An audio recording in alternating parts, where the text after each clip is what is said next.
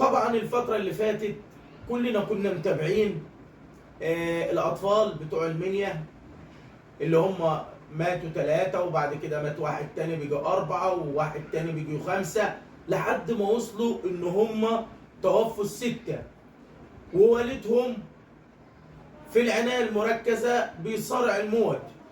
وطبعا كان كل مواقع التواصل مركزة على الموضوع ده.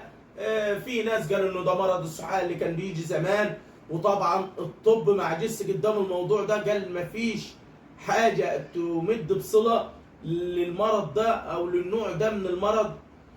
ولكن النهارده وزارة الصحة عملت تكافؤ لما قدرت تتواصل مع دكاترة سموم في جامعة عين شمس وجامعة المنيا بالاشتراك مع جامعة أسيوط، وقدروا يتوصلوا إن اللي حصل ده نتيجة تناول مادة سامة من نوع نادر هو مبيد حشري للعناكب والحاجات اللي بتخش في المبيدات الحشرية بتاعت الزراعة.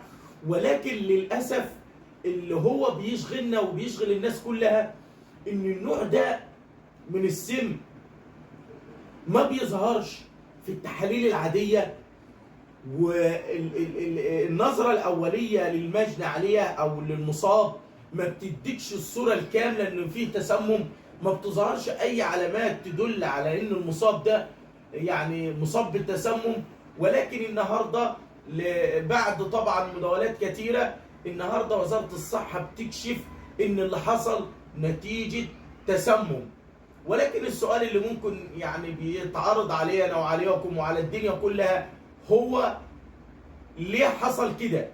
هل هي زي ما بيقولوا ان فعلا اتشرحت الجثث وفي شبهه جنائيه، هل هي عن قصد بفعل حد، خصوصا ان الزوجه ما اتكلمناش عنها خالص وما جابتش سيرتها في اي شيء، ولا انها اتصابت زي الاب ولا الاولاد، ولا ان هي عمليه اهمال نتيجه ان المبيد الحشري ده كمثلا ان وارد ان يكون الشخص ده مزارع، فالمبيدات الحشريه دي موجوده عند اي رجل مزارع. طيب لو اننا هنفرض ان هو مثلا اهمال، حتى لو اهمال والاطفال تناولت المبيد ده عن طريق الخطا، طب هل معقوله الاب مش عارف ان ده مبيد حشري قاتل هيتناوله هو واطفاله فتموت الاسره كلها كامله؟ يا ريت الرساله مش ان احنا نقول لكم ان احنا خلاص وزاره الصحه يعني الحمد لله احنا عندنا ادارات يعني كويسه وبتقدر، البحث دلوقتي ما بقيش سهل وما بقيناش نعجز قدام اي مشكله. لكن اللي انا بقوله انك يعني الرساله اللي من الفيديو انك تخليك حريص.